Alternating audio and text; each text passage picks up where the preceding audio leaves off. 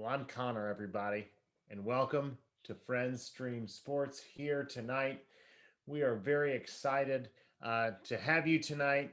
Rutledge will be on his way. There was just too much going on as it relates to sports, and Rutledge is so excited to get to join us here in a little bit when he gets going. But the show must go on, and our podcast slash Twitch stream notes always talk about the importance of starting your show on time. I'm a very timely person, and I think it's very important for us to continue to always work to start on time. So, thanks for joining us tonight. Thanks for coming out. We are very, very excited to get to have you here tonight. And it's very what a fun time of the year as it relates to sports. Usually as spring goes to summer, you start to get a little sad, right? Yeah, basketball season's coming to an end.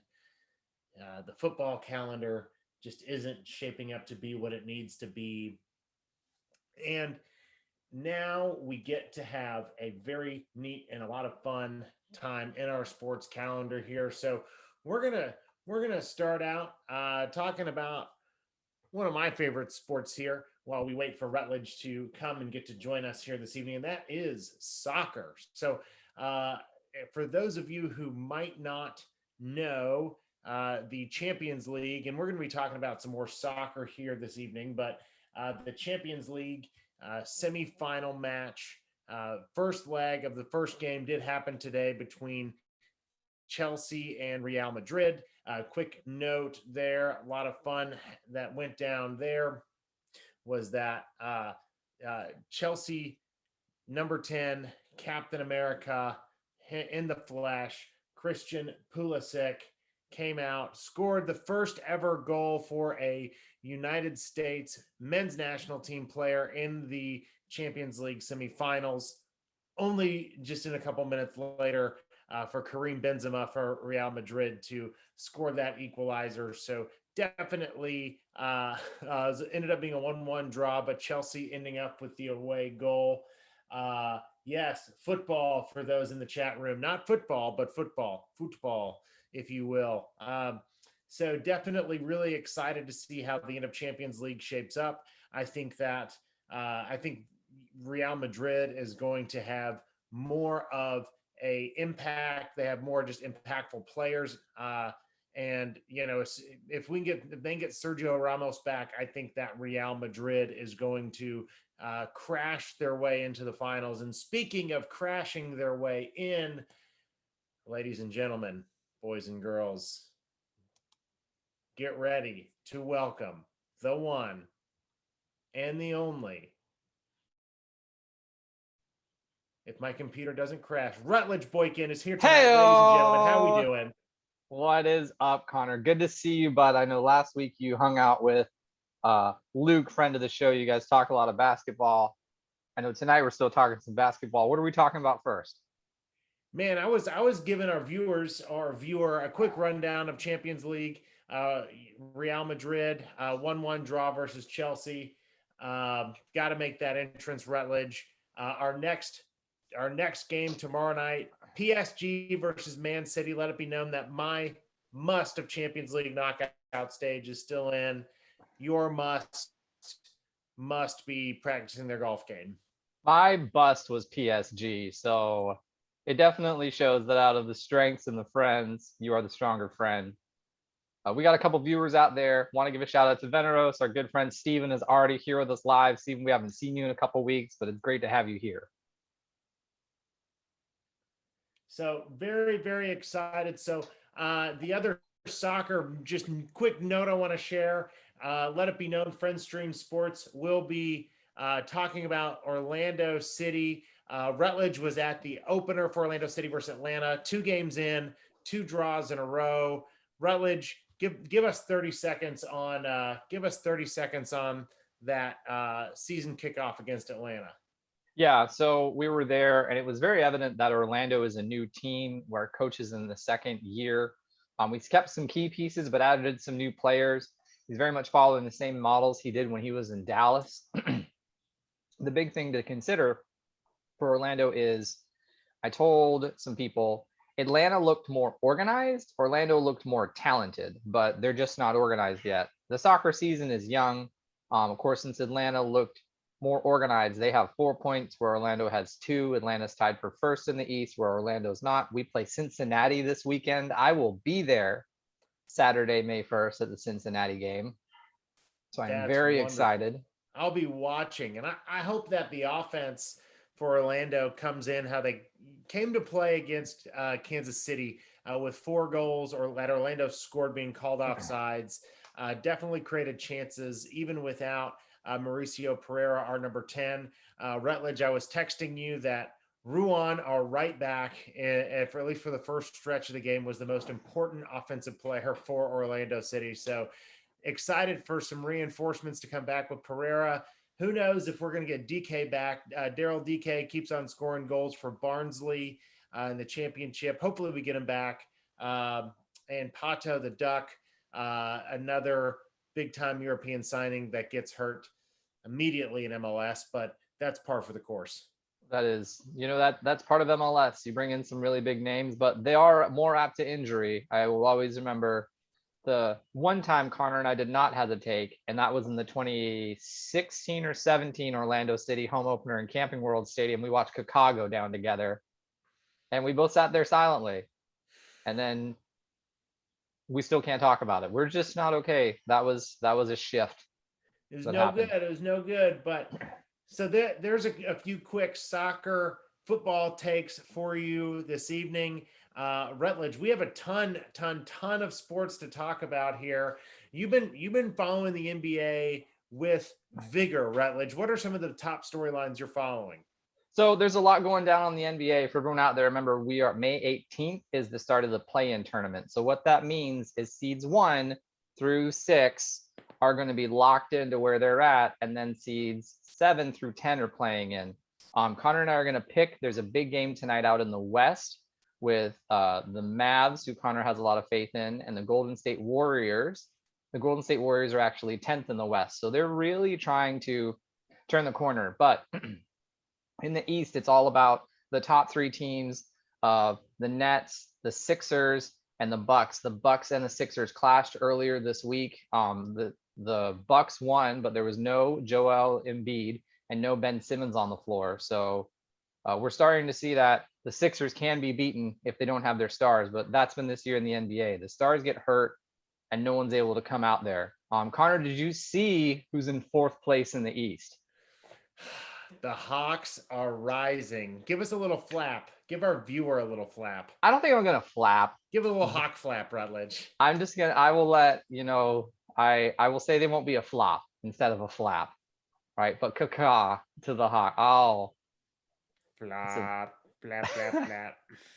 That was, Connor, you know how much I love to rub things in your face on this show. So real friends, real sports, real grudges sometimes. Real grudges, no, I think the Hawks have been playing well, although what's interesting, right? The Hawks have been taking the regular season very seriously.